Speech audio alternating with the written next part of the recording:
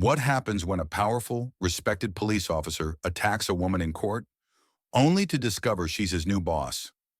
Prepare yourself for a dramatic battle of justice versus corruption, where secrets unfold, allies turn into enemies, and one brave woman risks everything to transform an entire city's broken system.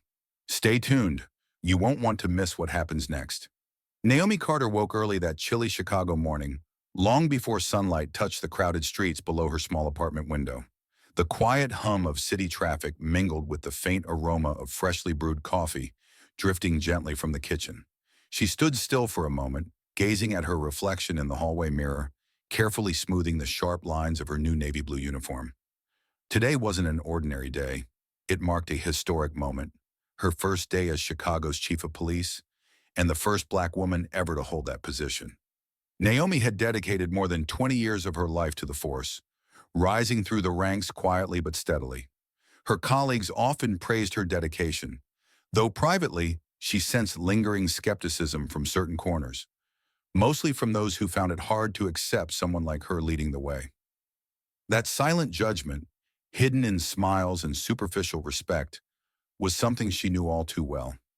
It reminded her of early days in her career when she'd overheard comments questioning her competence, subtle but biting enough to remain embedded in her mind. Yet Naomi had learned to use those doubts as fuel, transforming each whisper of disbelief into motivation to prove them wrong. Still, deep inside, a small voice persisted, questioning whether she truly belonged, whether she could genuinely transform a department known for its stubborn resistance to change. She took a final sip of her coffee, feeling the warmth spread through her chest, calming the tension that lingered within. Her phone vibrated softly, a brief message reminding her about attending a critical trial at Cook County Courthouse. Officer Richard Dawson, a well-known yet controversial figure, was accused of abusing his power. Again. Naomi frowned slightly, sensing this assignment was intentional, a test from those above who wondered if she'd bend under pressure or stand firm. Entering the courtroom quietly, Naomi found a seat among the public observers. Dawson stood near the witness stand, his presence authoritative yet unsettling.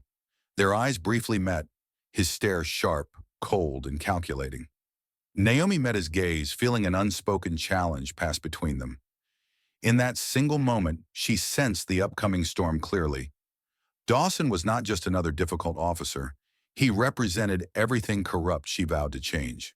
Naomi settled quietly into her seat at the back of the crowded courtroom, careful not to attract any unnecessary attention. The room was filled with tension, a heavy silence broken only by occasional whispers and the rustling of papers. Cook County Courthouse was busy this morning, packed not only with reporters eager for a headline, but also community members anxious for justice. Naomi felt their anticipation. It mirrored her own. From her position in the gallery, Naomi watched Officer Richard Dawson confidently rise to deliver his testimony. His uniform was immaculate, every metal gleaming, every crease ironed perfectly. Dawson spoke with conviction, his voice firm and persuasive. On the evening of the incident, the suspect violently resisted arrest, Dawson declared, his voice resonating confidently through the courtroom. The use of force was entirely justified given the situation. He left us no choice. Naomi stiffened slightly, a chill crawling up her spine. She had read the reports, examined witness statements, and nothing supported Dawson's account. As Dawson continued, his words painted the young man, barely 20, African American, as aggressive, dangerous, a menace to society. Naomi's heart tightened with frustration. She knew too well how often these stories were twisted to protect the guilty. She hadn't planned on speaking up, not today, but hearing Dawson lie so boldly stirred something deep within her. Before she realized it, she softly shook her head in quiet disbelief, a subtle gesture. But Dawson noticed. He abruptly stopped speaking, turning sharply in her direction. His cold eyes narrowed into thin slits as irritation flashed across his face. "Is something amusing you, ma'am?" Dawson said loudly, his voice heavy with sarcasm, drawing the entire courtroom's attention toward Naomi. Naomi calmly cleared her throat, feeling dozens of eyes fixating on her. "Officer Dawson," she began respectfully, keeping her tone steady, "your testimony contradicts eyewitness reports. Are you sure you recall the incident correctly? Dawson's face reddened as he moved aggressively toward Naomi, stopping just inches from her seat. His voice dropped to a menacing growl as he leaned in, his finger pointed at her face.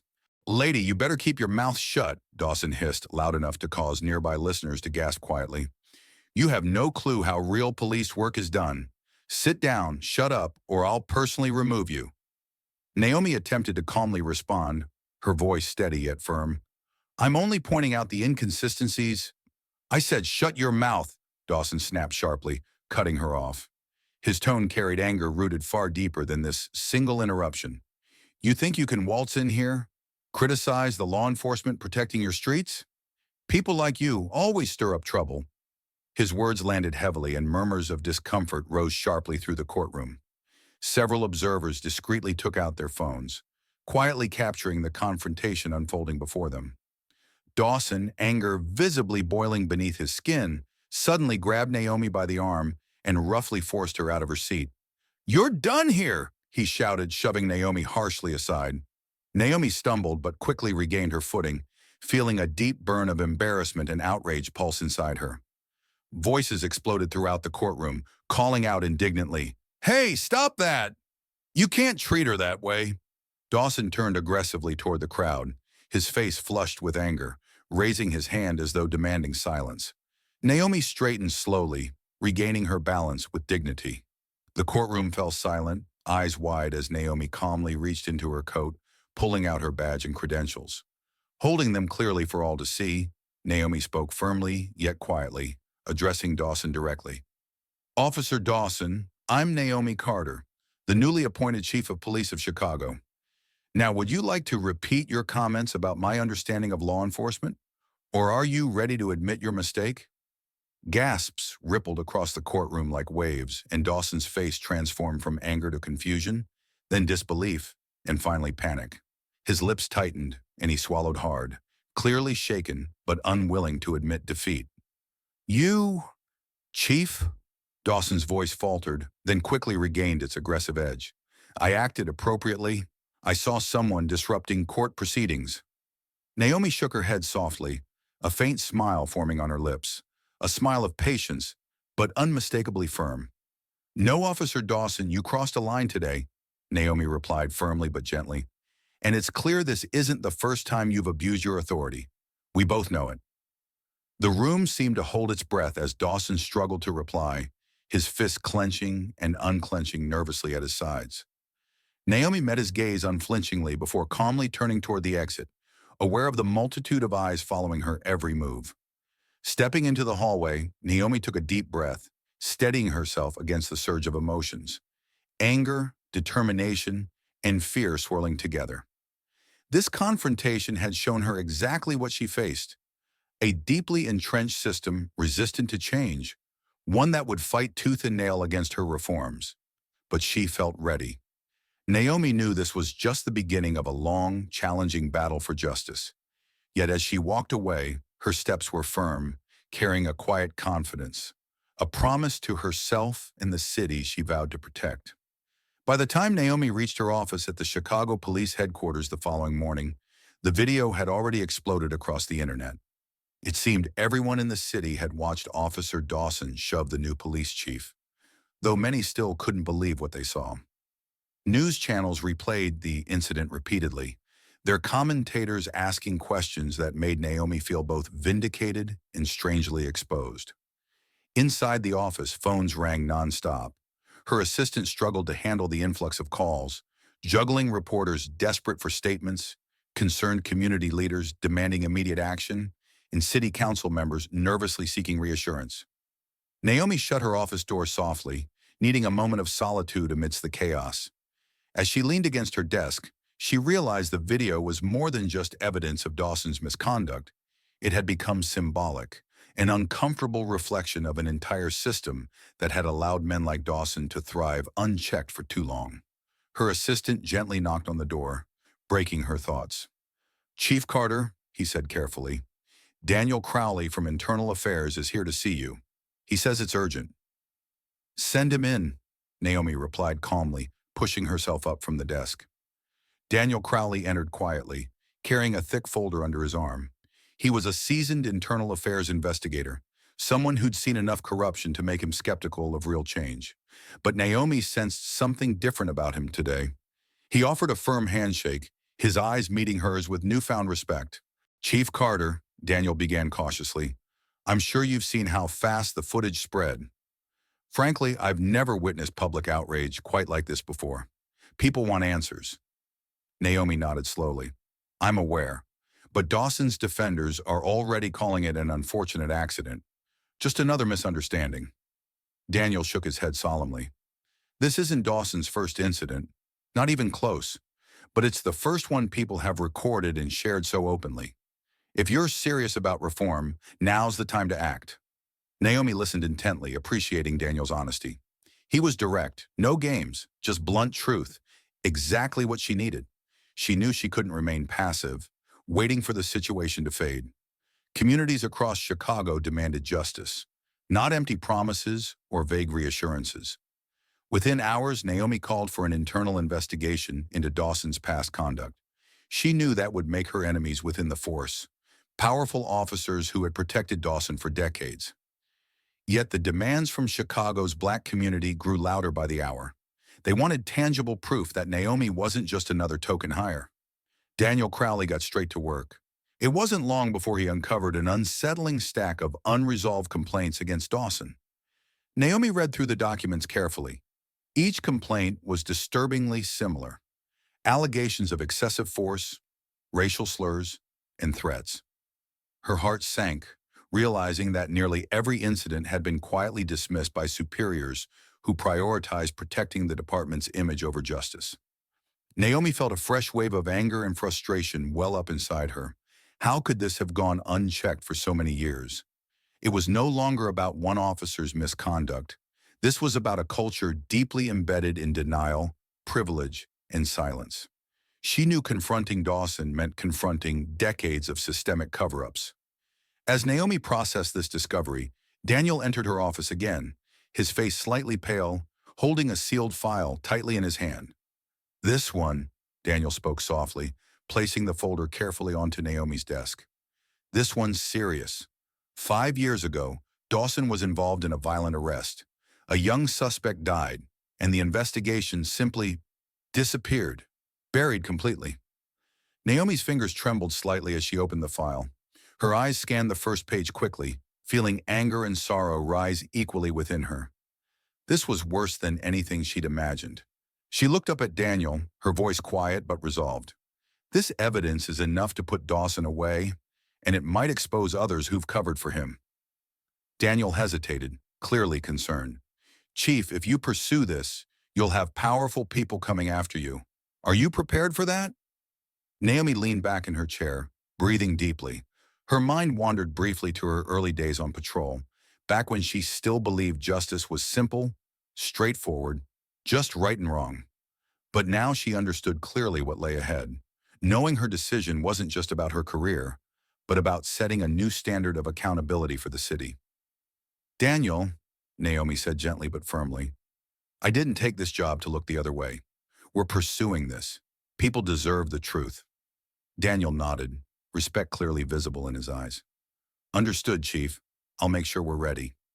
As Daniel quietly exited the room, Naomi stood up and walked toward the window, gazing down at the city streets bustling below. She felt vulnerable but resolved, fully aware she had just taken the first step toward changing not only Dawson's fate, but the future of policing in Chicago.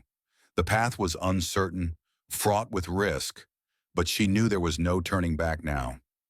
The sun was barely visible behind heavy clouds as Naomi sat in her office, waiting quietly.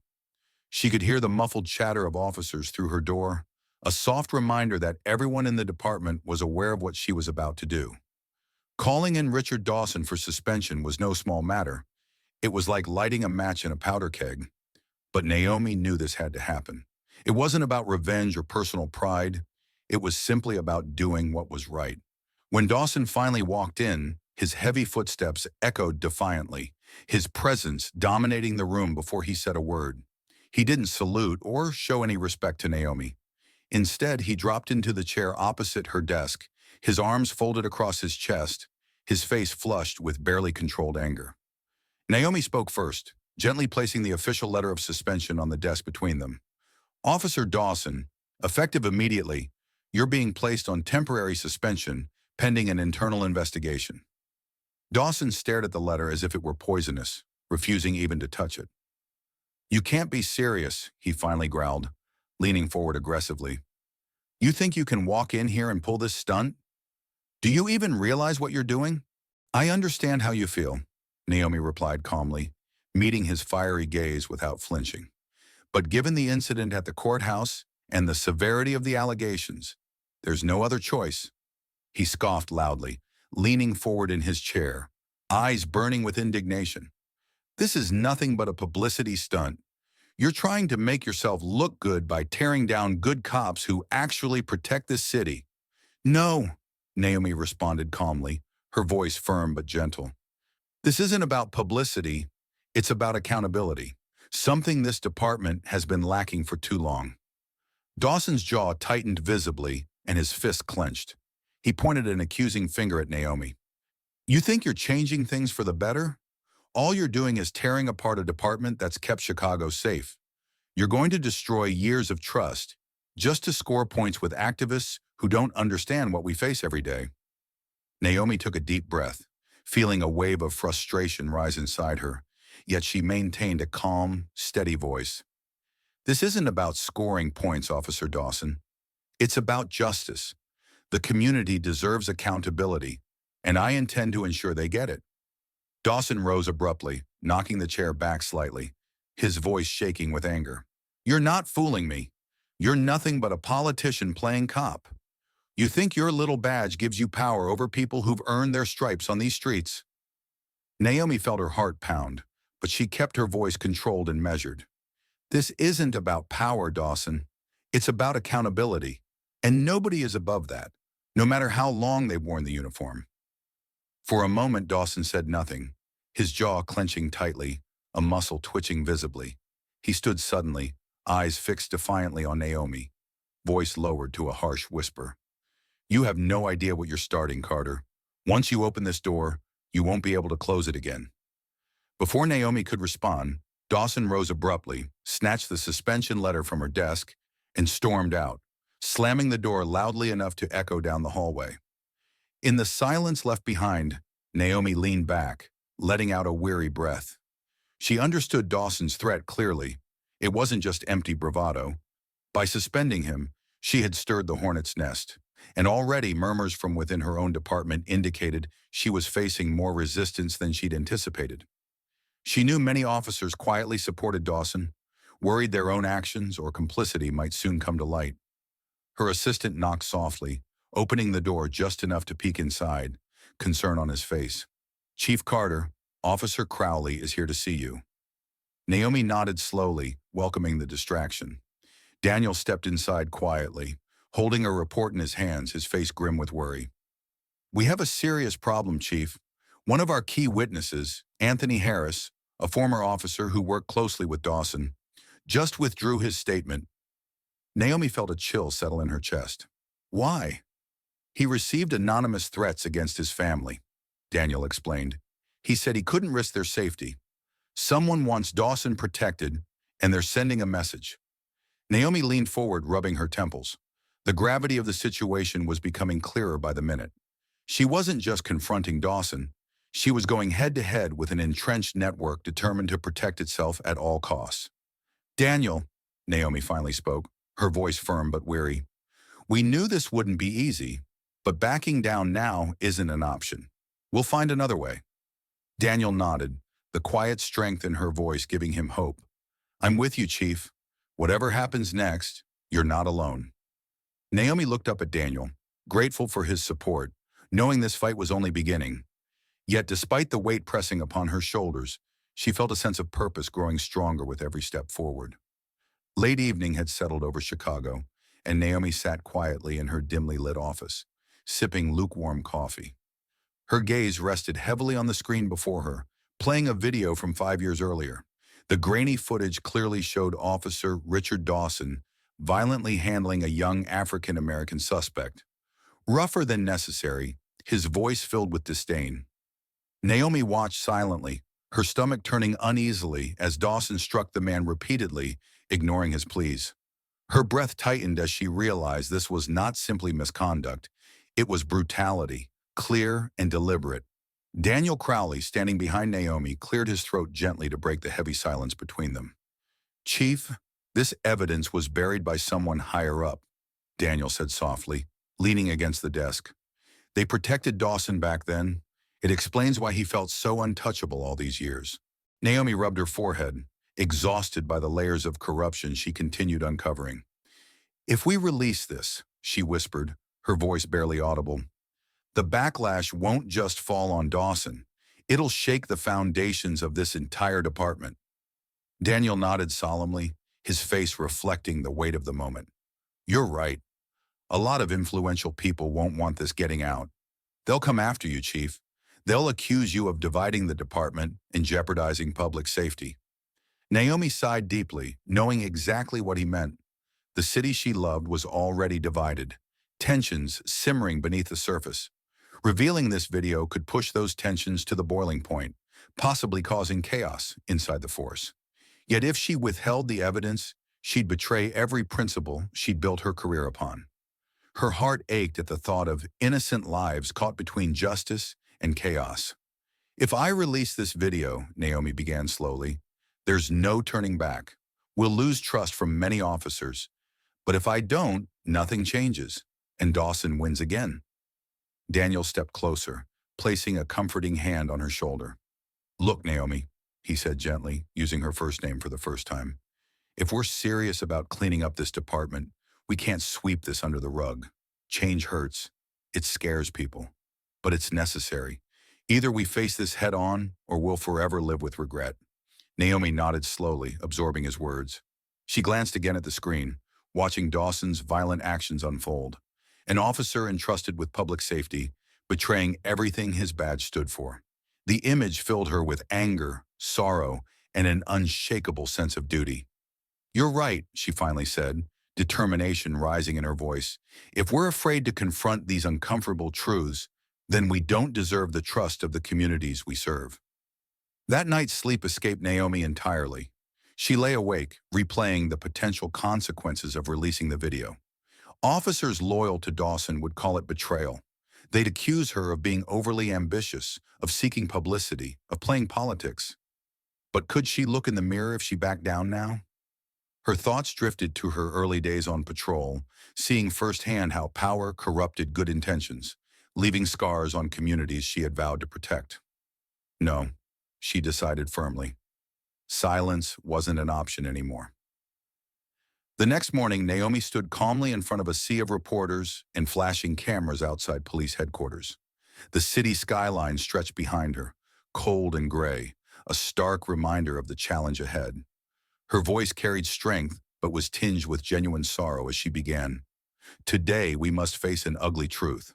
The Chicago Police Department cannot protect the community without first holding ourselves accountable." She signaled to Daniel, who stepped forward to play the disturbing video on a large screen. As the footage rolled, gasps rippled through the assembled crowd. Journalists, activists, and concerned citizens watched in disbelief as Dawson violently assaulted a young black suspect 5 years ago. Naomi's voice trembled slightly with emotion as she addressed the shocked faces before her. "This is the reality we've chosen to ignore. Officer Dawson remained protected, shielded by a system unwilling to hold its own accountable. That ends today." Inside the building, Dawson watched the broadcast from a small office, fists clenched, his eyes burning with disbelief and fury. His power was unraveling before his eyes, his carefully built shield crumbling piece by piece. He muttered curses under his breath, his knuckles white from gripping the edge of his desk. He knew what Naomi had done. She had declared open war, and now his only hope was to fight back hard, before it was too late. As Naomi stepped away from the microphones, the questions shouted by reporters faded behind her. She knew this move had forever altered the course of her career, but her heart was strangely calm, even peaceful. The stakes were higher than ever, but she felt no regret. Stepping inside headquarters, she saw curious eyes watching her, some supportive, some openly hostile. But Naomi didn't falter. Her decision was clear, and her path forward unmistakable. As she returned to her office, Naomi felt the gravity of her actions sink in. She had chosen truth over safety, integrity over comfort, and she knew the price would be steep. Still, deep in her heart, beneath the exhaustion and anxiety, was a flicker of pride, a quiet certainty that she'd done exactly what needed to be done, no matter the consequences. The morning after Naomi released the old footage, the atmosphere across Chicago grew tense. Newspaper headlines praised her courage, hailing her as the woman who dared to challenge the system. But not everyone saw her in such a positive light. Conservative media outlets quickly painted a different picture, portraying her as reckless, accusing her of undermining police morale and weakening public safety. Sitting in a local diner, Naomi could overhear conversations drifting from nearby tables, ranging from passionate support to whispered suspicion. Dawson and his loyalists within the police force wasted no time. They hit back aggressively, launching an internal campaign accusing Naomi of abusing her authority. Rumors spread like wildfire through police headquarters. Whispers hinted Naomi was seeking attention, hungry for headlines rather than justice. A story appeared on a popular news site, painting Naomi as an inexperienced outsider who'd betrayed the hard-working officers protecting Chicago streets. Naomi read the accusations silently, feeling the sharp sting in every word. Returning to headquarters later, Naomi walked past offices where officers quickly glanced away, avoiding eye contact. She knew some respected her courage, yet many resented her deeply, believing she'd betrayed the badge she wore. The department was dividing, and she felt the weight of isolation pressing heavily upon her. Daniel Crowley entered Naomi's office with a worried look, locking the door quietly behind him. His face, usually calm, now carried deep lines of anxiety. "Chief," Daniel began hesitantly, "we might have an even bigger problem. Dawson's not acting alone. He's been meeting privately with a few influential city council members and top brass from within our own department." Naomi's heart sank at the news. "What exactly have you heard?" "He's promising protection," Daniel explained carefully, glancing cautiously toward the closed door. "Protection from internal investigations, exposure, even prosecution. He's rallying powerful allies, politicians, high-ranking officers, people afraid they'll go down with him." Naomi shook her head slowly, struggling to comprehend the depth of corruption facing her. Dawson wasn't just a rogue officer. He was a linchpin in a wider circle determined to preserve their positions at any cost. Just as Naomi processed this new information, her phone rang sharply, breaking their tense silence. She answered calmly, recognizing the voice immediately. It was Councilman James Howard, someone she'd once considered an ally. "Naomi," Howard began hesitantly, "I admire your courage, but maybe you've gone too far. The department can't withstand this kind of scrutiny. People are afraid they'll lose faith in the entire police force." Naomi felt a lump form in her throat but managed to respond clearly. "James, the public has already lost faith. Ignoring these problems won't fix anything." The councilman sighed, his voice softer now, tinged with caution. "Listen, Chief Carter. The mayor is under pressure. People want stability, not scandal. Be careful." As the call ended, Naomi sat quietly, feeling a chill of unease run through her veins. She was used to external threats, criminals, street violence. But this felt different. Now she was dealing with something insidious, deeply embedded, a web of hidden alliances willing to sacrifice truth to maintain power. Later that evening, as Naomi drove home through Chicago's busy streets, lost in thought, headlights suddenly flashed brightly behind her. She glanced into the rearview mirror and saw a dark SUV accelerating rapidly, closing dangerously fast.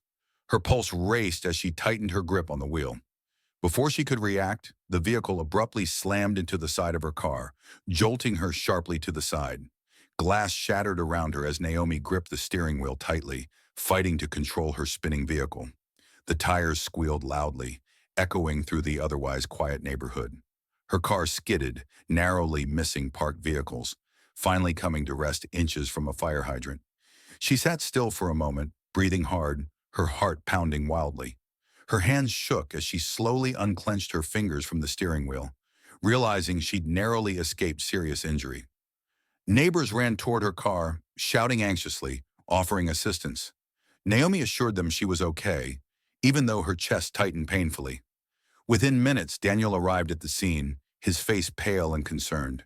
He quickly assessed Naomi's condition, gently holding her arm as she stepped from the damaged vehicle. "Chief, someone clearly wants you gone," Daniel said quietly, urgency in his voice.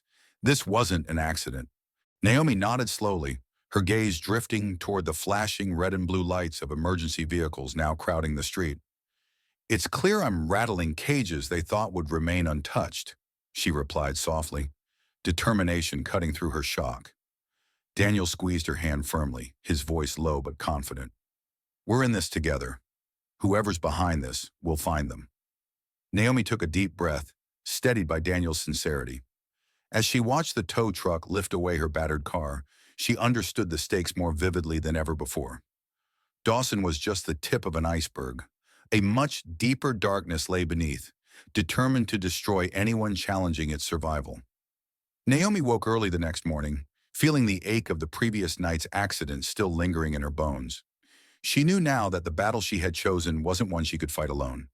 The realization settled heavily on her shoulders, pressing down like the gray clouds gathering over Chicago's skyline outside her apartment window. Later that morning, Naomi and Daniel Crowley gathered quietly in her office. She poured herself a fresh cup of coffee, offering one to Daniel as they sat down together. They both knew it was time to form a solid plan. "We need allies," Naomi said softly, holding her coffee mug between both hands, seeking warmth and courage simultaneously. "Good officers who are tired of being associated with people like Dawson." Daniel nodded thoughtfully. "There are plenty of younger officers and some senior detectives who want change as badly as we do, but they've been scared to speak up." Naomi considered this carefully. "We have to reach out directly, let them know they're not alone, and we need to bring the community fully into this conversation." Daniel looked cautiously optimistic. "A press conference could help. Lay everything out openly, expose Dawson and his network clearly, leaving no doubt about why reform is necessary." Naomi took a deep breath, knowing that once they moved forward, there was no turning back. "Let's schedule it for tomorrow. We'll speak directly to the people. They deserve honesty, transparency, and action." The following afternoon, cameras flashed brightly as Naomi stepped forward. She stood calmly, confident despite the fatigue and pressure weighing on her. Behind her stood Daniel, along with a small group of dedicated officers, young and seasoned alike, each committed to real change. "Today," Naomi began firmly, her voice strong but gentle, "we confront the harsh reality of corruption that has tainted this department for too many years." Officer Dawson was not acting alone. He was part of a system built on silence and complicity. It's a system we're determined to dismantle. As she spoke, murmurs rose from reporters, citizens, and activists crowded around the podium. Naomi detailed evidence that exposed Dawson's web, including the cover-ups orchestrated by influential people within the force. She didn't spare the details, knowing truth was her greatest ally. Across town, Dawson watched Naomi on television, his jaw tight, his knuckles white from gripping the edge of his desk. Fury boiled inside him. Quickly, he dialed a few trusted colleagues, his voice bitter and commanding. "We need to stop her, now," he growled, rallying allies to counter Naomi's accusations. By evening, rumors spread rapidly among officers loyal to Dawson, fueling anger and defiance. Talk of a walkout began to circulate, whispers of open rebellion growing louder within precinct halls.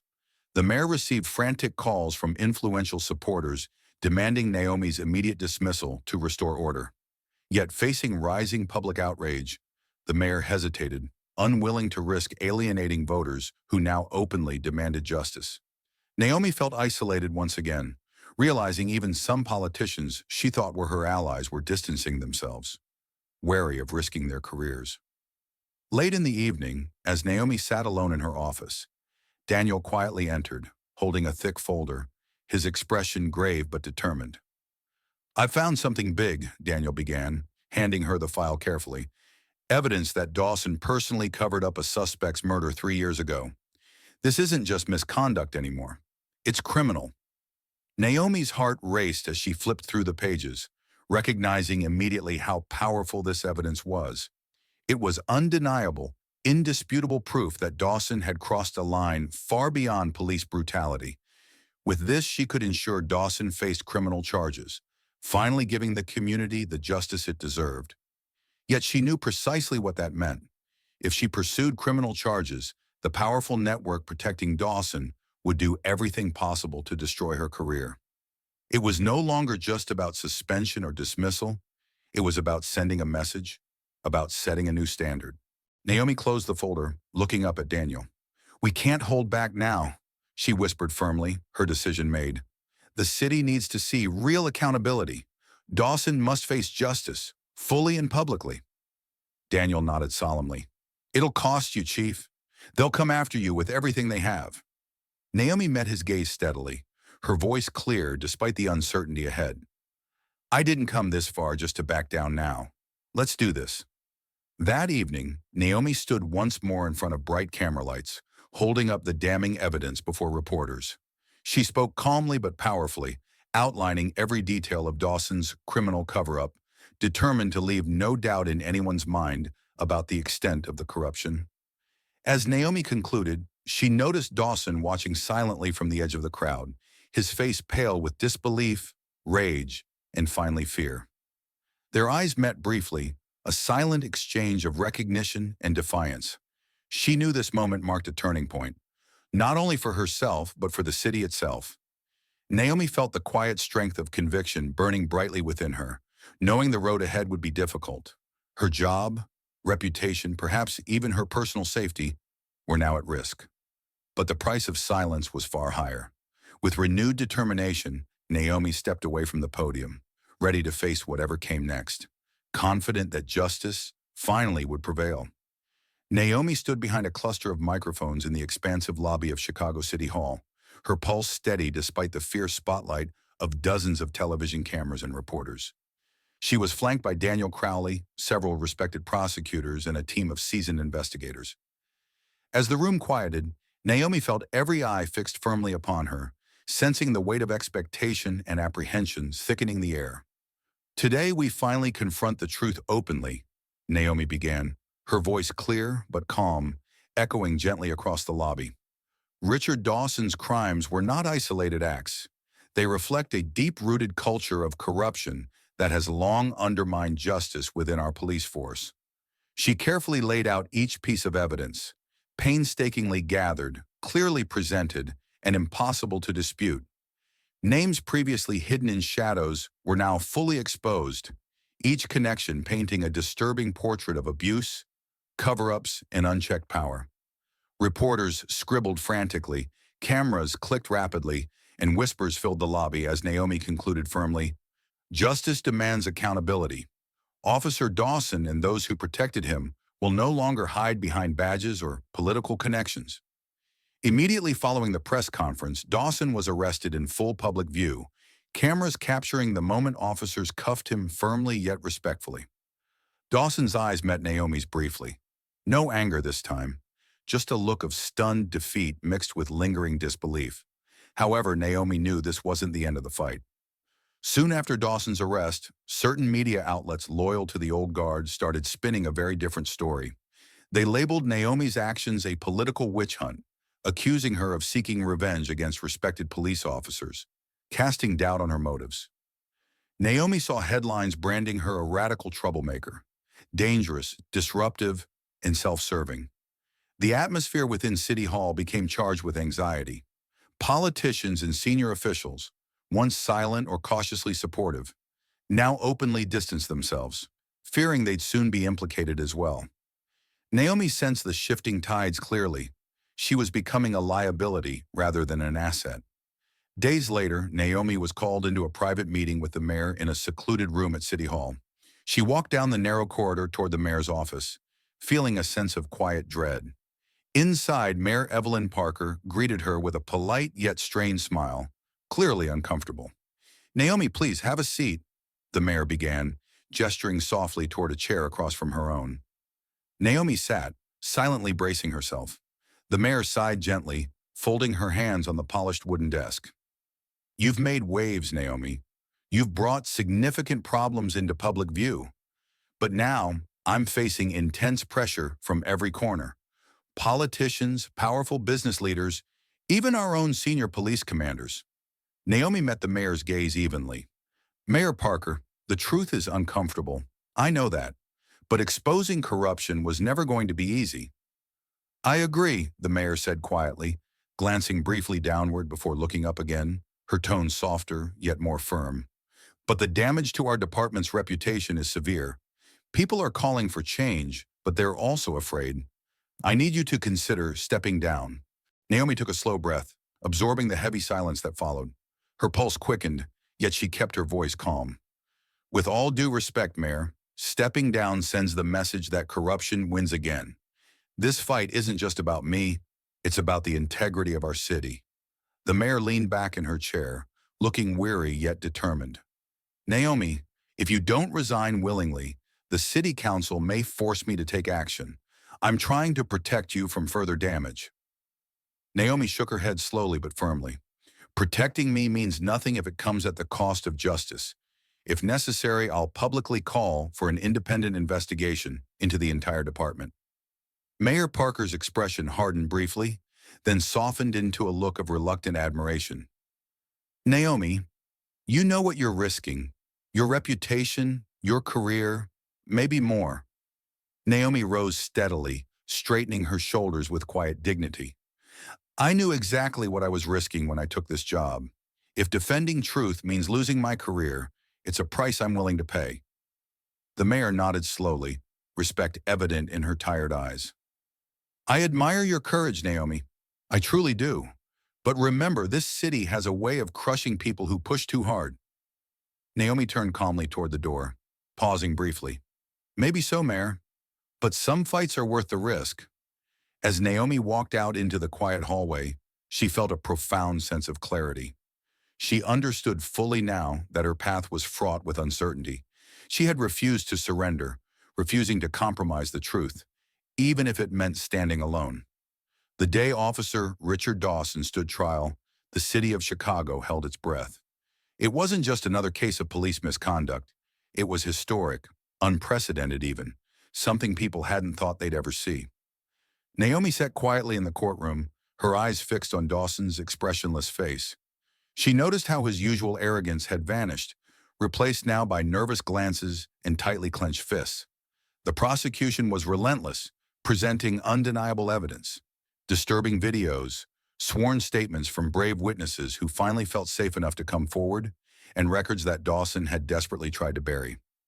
Each revelation further stripped away the carefully crafted image Dawson once wore like armor, exposing him as nothing more than a corrupt officer who had long abused the trust placed in him. The verdict came swiftly. Dawson was found guilty on multiple charges, including assault and official misconduct, sentencing him to 20 years behind bars. A collective gasp of relief filled the courtroom as the judge read the verdict aloud. Dawson, visibly shaken, stood rigidly as the bailiffs led him away, his face pale, his arrogant confidence finally shattered. Yet Naomi knew the fight was far from over. Back at her office, phone calls kept pouring in. Some praised her courage, calling her a beacon of justice and a true champion for change. Yet others accused her of tearing apart the department, claiming she was only interested in revenge and personal fame. The pressure from the political elite intensified. Powerful city council members quietly urged Mayor Evelyn Parker to remove Naomi swiftly, hoping to restore their own control over the troubled force. As she navigated these turbulent waters, Naomi felt increasingly isolated. Allies she thought she had were now hesitant, worried about the political cost. Friendly faces became cautious, polite conversations turned distant and guarded. Naomi felt the sting of their quiet betrayal, yet it only strengthened her resolve.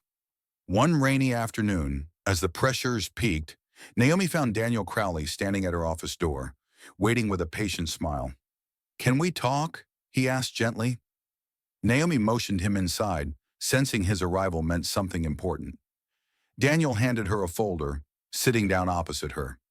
"Chief, I think it's time we change this department from the roots up. Dawson's conviction sent a powerful message, but people inside are still scared. If we want true reform, we need to institutionalize accountability."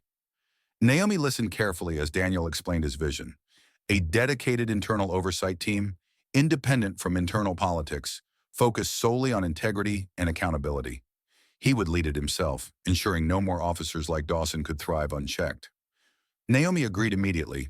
The idea resonated deeply with her vision. Within weeks, Naomi introduced a comprehensive reform initiative. Officers would now face mandatory training programs emphasizing de-escalation, community relationships, and strict adherence to civil rights. Accountability would become the heart of policing in Chicago, not just an empty slogan. However, resistance remained strong. Powerful politicians and entrenched police leaders still pushed back fiercely, privately demanding Naomi's resignation. Yet their threats couldn't withstand the weight of public support. Community rallies erupted across Chicago, carrying signs that read, "Stand with Chief Carter," and "Justice is not politics." The mayor, recognizing the turning tide, finally appeared publicly beside Naomi, endorsing her reforms and pledging to support the new oversight measures. Inside the precinct, the atmosphere gradually shifted. Some officers, realizing their time of unchecked authority was ending, resigned quietly. Others, still clinging to old traditions, struggled openly against the changes. Yet many more officers, previously silent out of fear, now voiced their approval, hopeful that this could restore the public's trust. Over the following months, significant shifts occurred. The Internal Oversight Unit began its rigorous work, uncovering and correcting abuses long hidden in shadows. New recruits received extensive training, emphasizing community relationships, fairness, and restraint. Gradually, citizens noticed a positive shift: fewer incidents, reduced tension, and better relationships with patrol officers. One brisk morning nearly a year later, Naomi stood outside police headquarters, breathing deeply, taking in the familiar sights and sounds around her.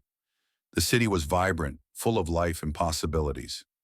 Naomi saw children playing freely near patrol officers, something that seemed impossible just a year ago. A woman walking by with her young son stopped briefly, recognizing Naomi instantly. The boy gazed at Naomi with wide-eyed curiosity, whispering softly, "Mom, is that the woman from TV?" The mother nodded gently, smiling warmly at Naomi. "Yes, honey," she replied softly. "That's Chief Carter. She's the reason we can trust the police again." Naomi smiled quietly in return, moved by the sincere respect and hope in the mother's words. In that simple exchange, she felt the true measure of what her difficult journey had achieved: a restoration of trust, a renewal of hope within a community that had long felt betrayed.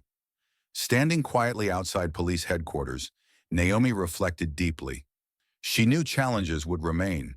The roots of injustice ran deep, and change wouldn't happen overnight. Yet looking at the city she loved, she felt pride.